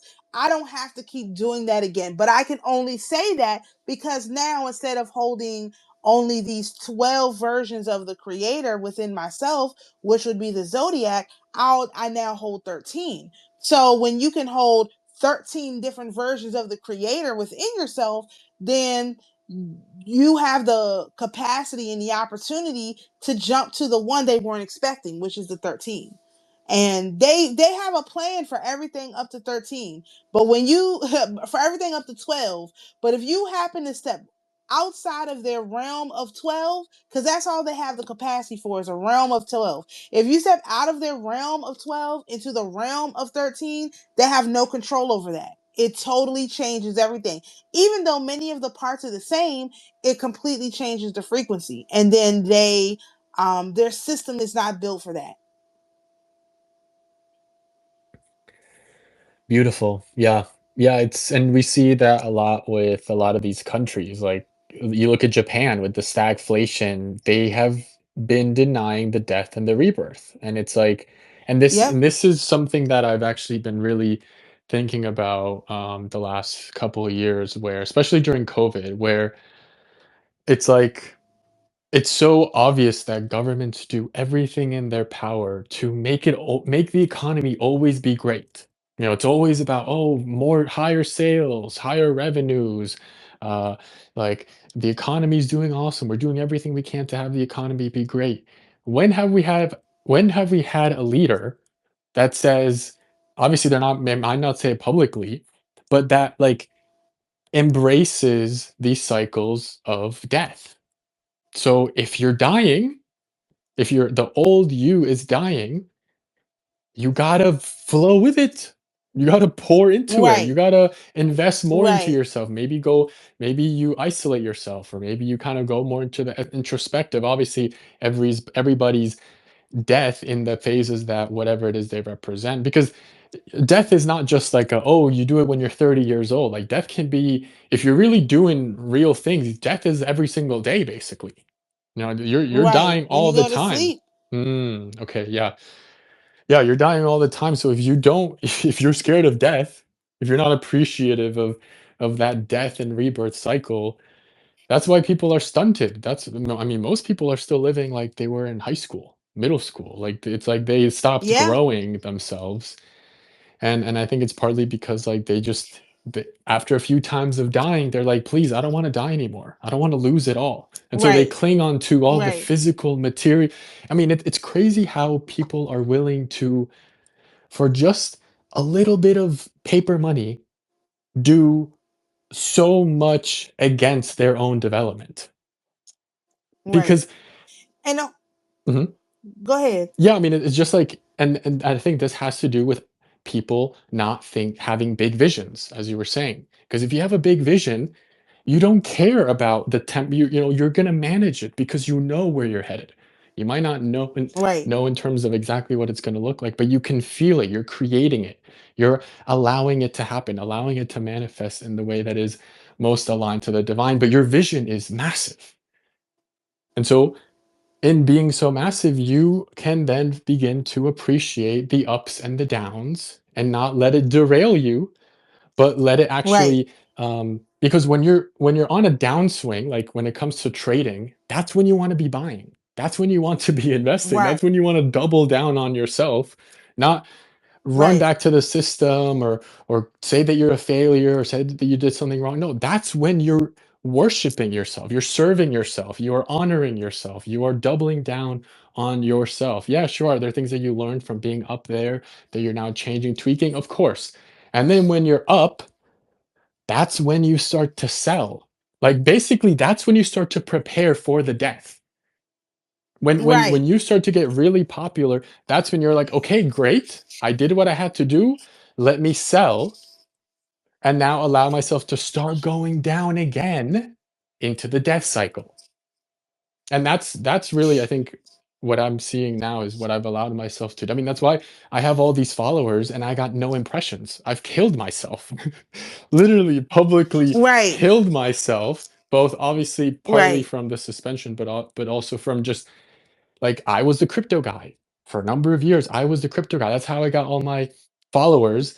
And then when Right. I was told to essentially kill the account, I veered solely to basically the energy work, which everybody hated Right. that. They don't want you to die. Right. If they like you in this specific way, they're not good. They don't want you to die. But you gotta No, there's die. no space. You And have the thing to. is that the Like there's system has incentivized people to not die. If you're an yeah. influencer and you get big doing X, Y, and Z, like, people are just gonna be like, well, that's what works. That's what makes me money. That's what gives me the engagement. Yeah, that's when you're now trying to not die. And if Right. you stop the death and the rebirth from happening, people don't grow. They don't.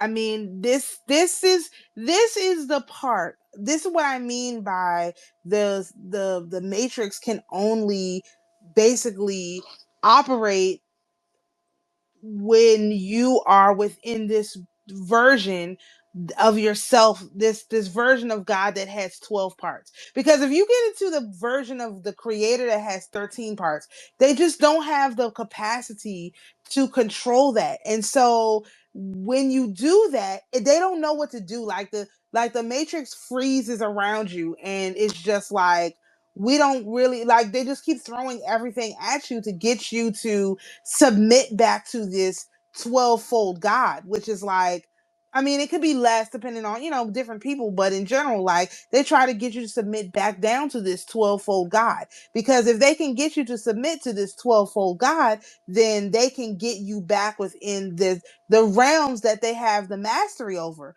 But since they don't have the mastery over the feminine energy in general, like they don't have it. When you get into because like I said this before, the reason I started all this research in the first place, well, another one of the reasons why I started this research, especially within the Hebrew realm, was I kept saying, where is Dinah's story?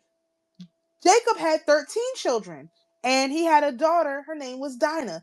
Her story is nowhere to be found. If you're looking for Dinah, you can't find her.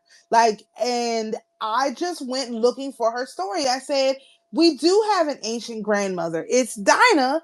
She is the grandmother of these 13 tribes. So then it's not 12 tribes, it's 13 tribes. And so when you start going down the whole Dinah rabbit hole, the 12 tribes basically seem insignificant compared to what her bloodline was actually doing. Like, I've mentioned this before, but like, she is the great grandmother of David, who became the king. That means she's related to Solomon. She's related to down in the bloodline of Jesus, you know, for the same reasons. She's you know, in all of the, not all of them, many of the minor prophets were her sons. Like, she's tied into the Olympic pantheon through her daughter with Job, named Almatheus Horn. That means she's tied into all of the Asian pantheons too, because Job, as I mentioned, was the Jade Emperor, and she was Shi Wang Mu, which is the Queen Mother of the West in the whole Journey to the West story, or whatever it's called. I think it's Mountains and something in the Chinese pantheon. But then I traced her into the Korean pantheon, and then I traced her into the Japanese pantheon. I chased her. Actually, I think one of her sons is Lao Tzu, who wrote Lao Tzu wrote, I can't remember the name of the book right now, but he's a very famous author who has, oh, the book is called The Way or something. Like, this, the ancient rite of kings. Like, I think that's one of her sons or grandsons that wrote that book. Like, you see her story in everything. So it's like, if they barely have control over the realm of 12, when you start adding in that realm of 13, it's over. They literally have no control. Wow. Amazing. Yeah, I haven't talked about her much because, you know, it's hard enough understanding how the 12 realms work, but then when you start to add in 13, because it's uneven, it also makes it more difficult. But in the realm of the Zolkin, or the Jubilee cycle, it has 13 tones. And so, because it has 13 tones, I know that's what it's related to, because it's not the only 13, but it's one of the major 13s that you find when you're like in the Bible or whatever. But also there's 13 apostles, because you have Mary Magdalene, who was equal to the apostles. So you also have 13 apostles. Like, when you know what to look for, you can figure it out. And Mary Magdalene's story, again, another one of these stories that's everywhere you look, it's tied into all this other stuff. It's just, there's no way to escape it. And so that's like, it's almost like, because I started asking those questions very early on in this kind of research, I always knew that's where the train had to lead me to that point, because that's what I was asking.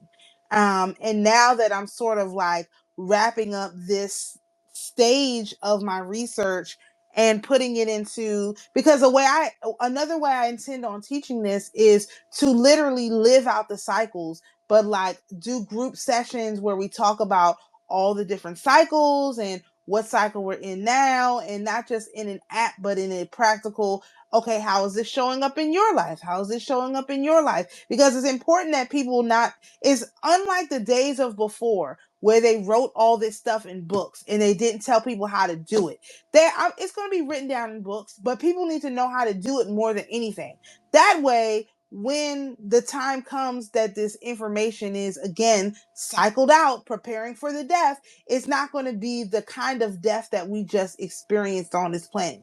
It'll be the kind of death where people, yes, will recognize it as a death, but will also see the light of the rebirth on the other side. Because if you just do the stuff, like this all boils down to this: if you just do the stuff, if you're just a good person, things will work out for you. Like, that's the unity consciousness. Just be a good person. But for those people who need, who have the capacity to hold multiple versions of the creator, having this thing like randomly passed down to you, like I talked about last time, the 12 days of Christmas. Like, it seems like a random song, but when you go and look up what the meaning is and how it was used and all of that, you start to find out, hey, these 12 days of Christmas, this is actually some kind of esoteric code passed down from like probably the 300s, that the elites kept as a secret so they could, like, encode this stuff into people's subconscious. So when they became aware of it, they literally could activate it and use it. Like, that's, to me, that's, these kind of things are crazy. Like, and you can see it in so many different things once you know what you're looking for. Like the Bible. Okay, the reason, another thing you can do with all of this is, if you have a problem, you can take a particular word, look it up in the Bible, and see, find the scripture related to it, and it can give you advice on how to solve your problem. Because all, especially the Hebrew words, but all of these words are in the Bible somewhere. I mean, most of them. The concepts are. So if you, like, for example, in a scale of 12, let's say you having a problem, like, okay, we're getting ready to go into Libra energy, right? Let's say you have a problem, because I'm a person who's born on Wednesday. My antagonist in my story is Hephaestus. Hephaestus is related to Libra. Hephaestus is also known as no, it's not Vulcan. Yeah, also known as Vulcan. And Vulcan is always very close to the sun astrologically. And so if I have a problem with Hephaestus, which, oh, I didn't see what he does. He's the god of fire and foraging. So he made all the weapons for the adversaries, okay? For all of the Olympians, he built all the weapons for them, okay? So if I know that I'm having a problem with that energy, I can go into the Bible and look up the order of blessed spirits, which is a principality, and see what the Bible says about principalities.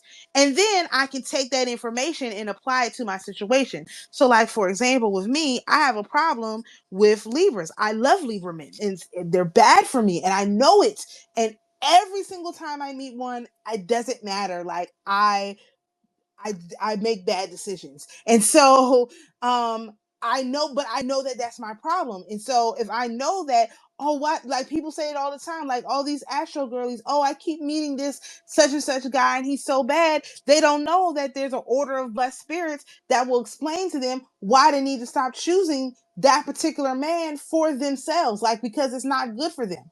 And the reason why it's not good for them. But imagine you don't know any of this stuff and you just keep dating these men and you just keep trying to figure out what's wrong with them. Or in the reverse, I hate Geminis. I really do. I despise them. However, that's a really good energy for me. So I would look up in the Bible the word thrones that's related to Gemini to figure out why Geminis are really a good match for me, whereas, like I said, the Libras are a bad match for me. So this is like the practical way you can use this information, but it has to be encoded into you. Like, I'm writing it down, but I'm gonna have to, like, it's gonna have to be encoded. Like, I'm gonna have to live it so that I don't have to, like, keep flipping through the book to figure out how to help somebody. I could just say, like, again, with my file system, click to the file, like, oh, you're having this problem again, like a combination lock.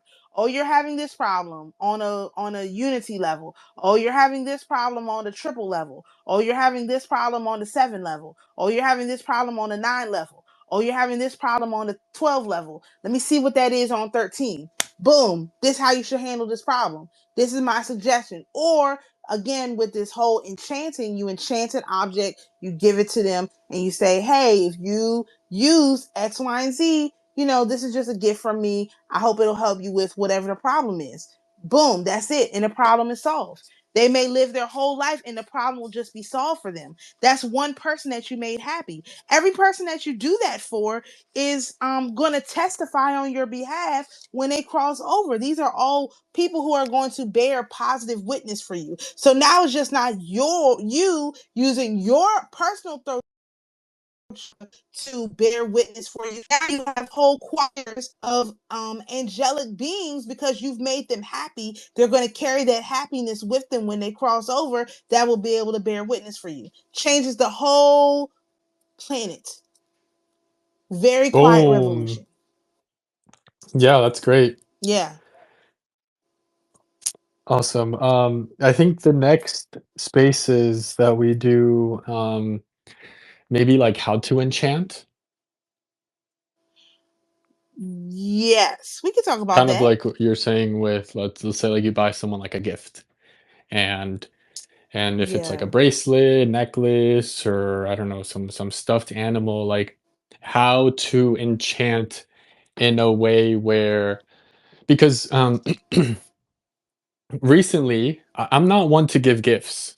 For some reason, I have like an aversion to giving gifts, at least to buying like presents. It's very strange. It's like I don't know. I have this aversion to it. But I'm always very generous with my money. I'm very generous with Right. my the abundance that I receive. And um I when I was at there was an Indian guy at the gas station that I frequent that is always an asshole. Like he's just always very negative. It's like just just just not his energy is not great.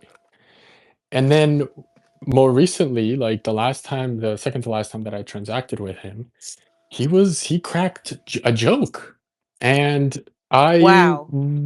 I thought he was being like serious because I asked if he could turn on the air machine. He's like, "Oh, we ran out of air." And I was like, "Wait, is he joking?" But, maybe it doesn't work. Maybe the machine stopped working or something. So I'm like, "Oh, really?" And then he's like, "Nah, I'm, like, just joking or something." I was stunned. I was like, "What? This guy's cracking a joke?" So, Wow. um, I felt called to go to the local Indian restaurant, which is literally, like, local in terms of, like, a block away from where he works, and buy a $50 gift certificate to that Indian place, which, for him, the way that he eats, probably it's gonna 2 to 3 meals, I would say, at least he can get from that. Right. He works at a gas station, so he's very I would imagine he's very frugal. Um, Right. and then I went back to, again, fill up my tire because my tire, like, was running out of air for, like, a week and a half or something, so I had to go there, like, every 2, 3 days. Go in and hand him the envelope and thank him, just, just a nice gift, and then ask him for the air, and then he came out surprised, like, basically saying, Right. like, why did you give me this? Like, what is the reason for this?" And, I told him that, like, I see him all the time and that I appreciate him and that I thank him for what he does.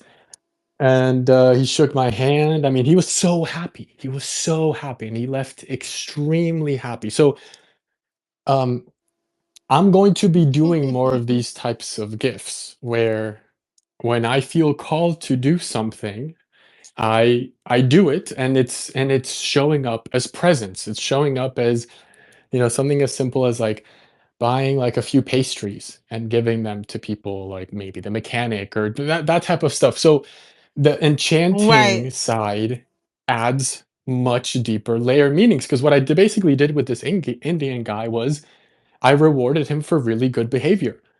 The that I'm almost certain is going to speak volumes to reinforcing, "Hey, you know, be funny. Be who you really are." Like, yeah, Right. sure, like, you might Right. be going through stuff. Every human goes through stuff, but, like, don't let that light die down. Here's $50 to a restaurant that you're gonna enjoy.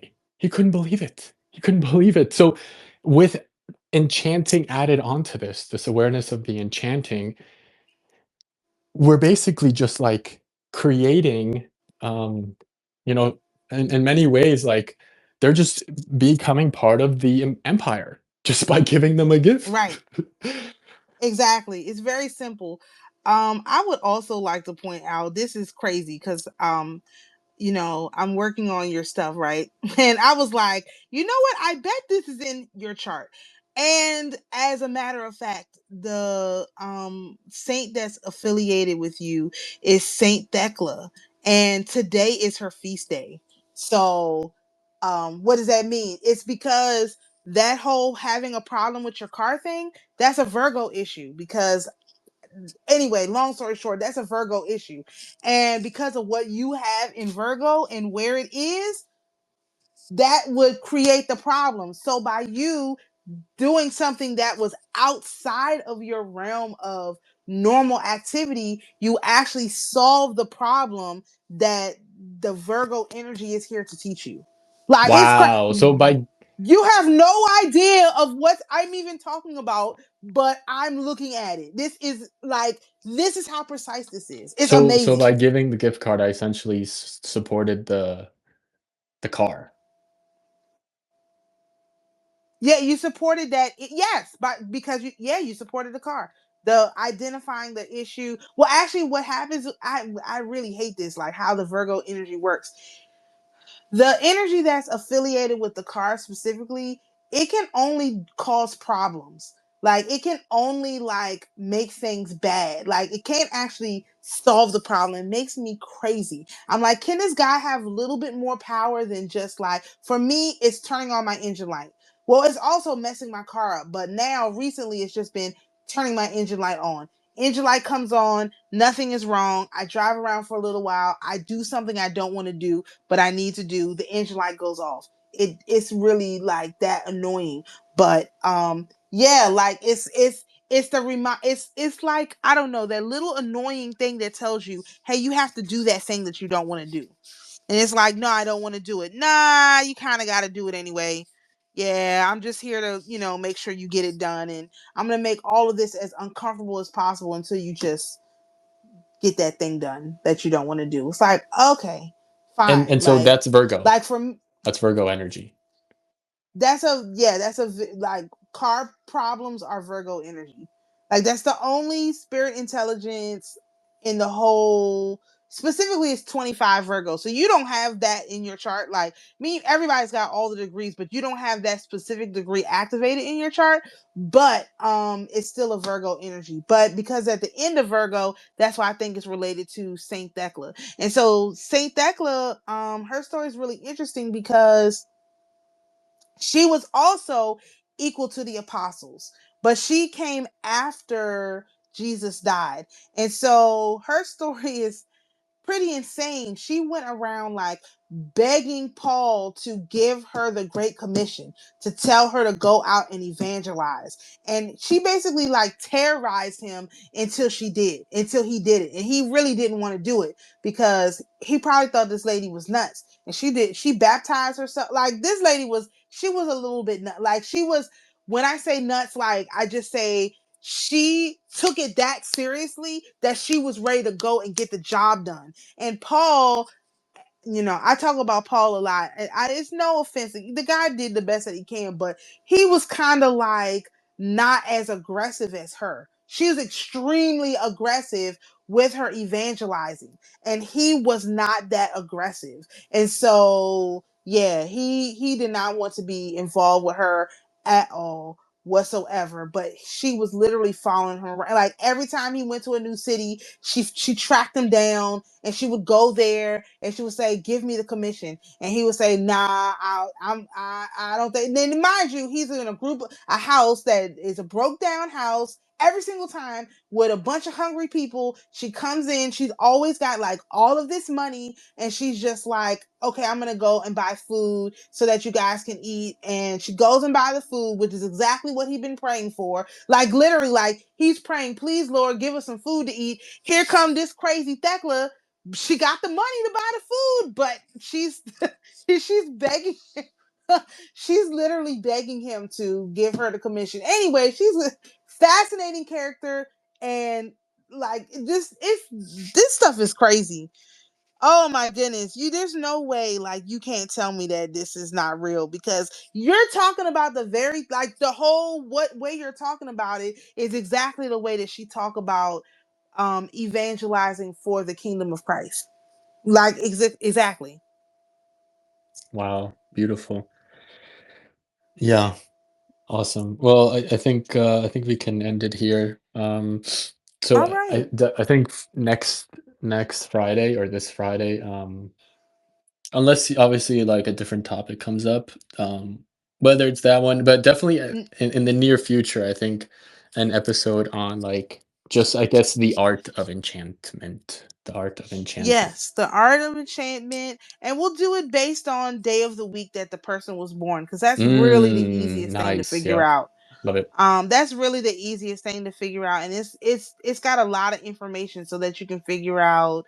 Yeah, we'll talk about that. And one of the smallest charts that I have too, so it's also, I'll be able to post it online before the rest of the document is done. So yeah, no, that's a good topic. I like it. Awesome. Well, I mean, thank you again. This is just you're really doing some spectacular, amazing work, and I'm very excited that I feel it very soon. Like this is going to be, I mean, it is your full time, but like this is, you're going to be able to like fully devote yourself to this, because this is very valuable work, and it just, for me, it just shows me like all this money out there, and it's like everyone just stingy with it. You know, they'll blow Yeah. it on strippers, they'll blow it on Yep. escorts, they'll blow it on drugs, they'll blow it on bullshit ass watches. But forbid you think about investing in one of the most powerful women in the world. Nope, no, that's just too complicated. That's just too difficult to conceive. And so I'm excited that when the physical material financial abundance starts to really rain down, and I already see it, like it's already happening, but you know, when it really Yeah. gets to a point where not only you can devote yourself fully to this, but also have a team, like have people supporting you, um, it's going to be fantastic. But the work that you're doing by yourself, obviously you have, you know, a team, you have people around you Right. supporting you, which is great. Is just, it's very miraculous, and it just makes sense as to why Absolutely. this is all happening. Like this is really, you know, it's 10-10, real shit's happening. It feels like it. It feels like it. I'm just excited to be able to share it with somebody who understands what I'm Oh, talking yeah, I'm like a sponge. Like about. everything you say, write it down, take notes, and like just fully absorb it. Like I don't even need to like reread my notes, because it's like I am just storing it deep within myself.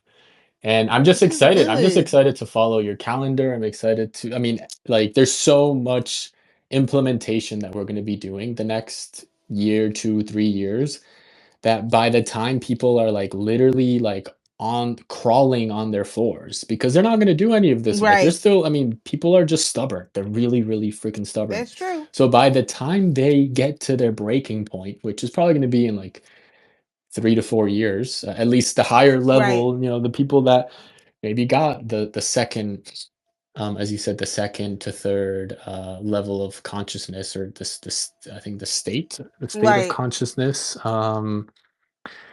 I said I like dimensions. dimensions. They get to the third dimension, they might say, "Hey, something is going on here." Yeah, and by that time, I mean, we'll be locked down in our castles. Like, you know, Oh, getting to yeah. us, like, you know, it's gonna be, it's not, I mean, it's gonna be easy if you've been doing the work.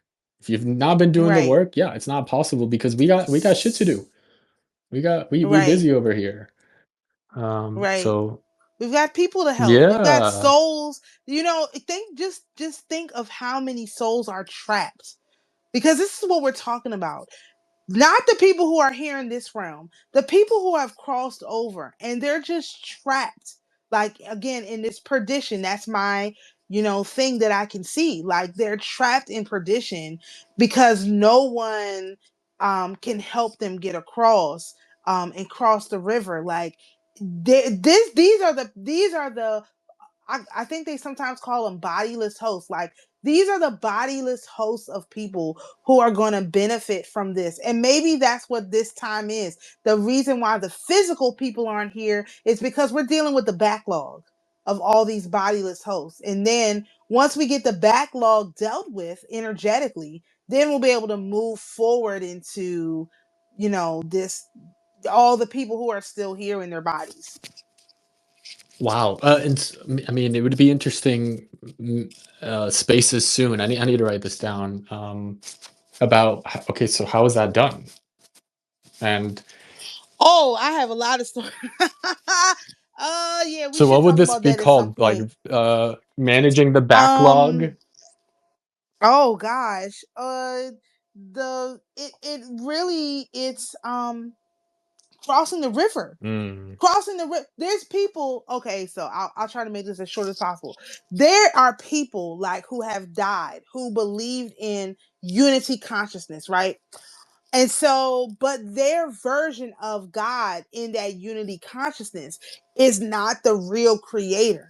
And so they're standing at the river because in their mind, with them having only one version of God to interface with, they don't know that before you get to that God that you believe is only one, you got to interact with all these other entities to get there. So, for example, there's a story about crossing the river Styx, and so and many cultures have this kind of story where you cross the river.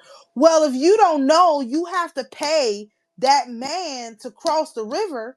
And let's say, for example, you have the money. The money is in your pocket, in your shoe, you have the money, right?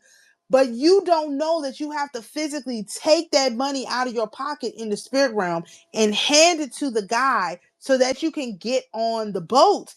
You're going to be standing saying, God, come get me. You said you would come get me. Now, mind you, he sent the boat, he gave you the money, everything is all set up. But because you only have one version of the creator you can interface with, you don't understand that all of this that you're experiencing is a part of the creator.